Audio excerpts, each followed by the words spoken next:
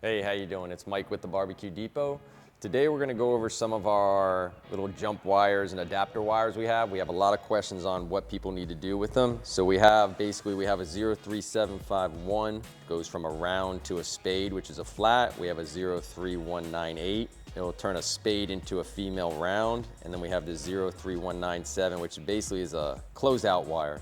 So this is our 03751 wire. This is if you have some kind of wire that's going to be a round and you want to make it fit into a spade here. So you'll attach this end to the round end of your wire, which then will adapt you to any spade that you have. So this is a good one. That way you don't have to cut and splice wires. And then we have the 03198. If you have a spade or a flat wire, you plug this into the end, which will get you to a round connection, which will connect you into a round connection wire.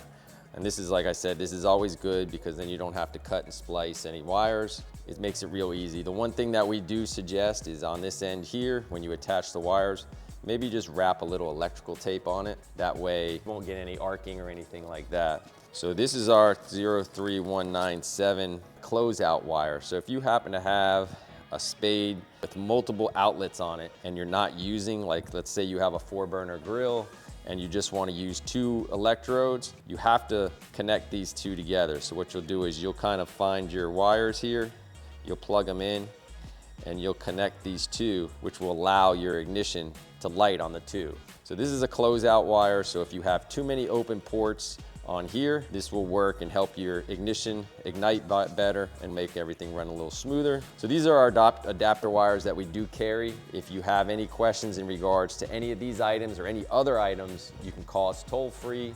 877-983-0451, or you can always go to the website. It's thebbqdepot.com.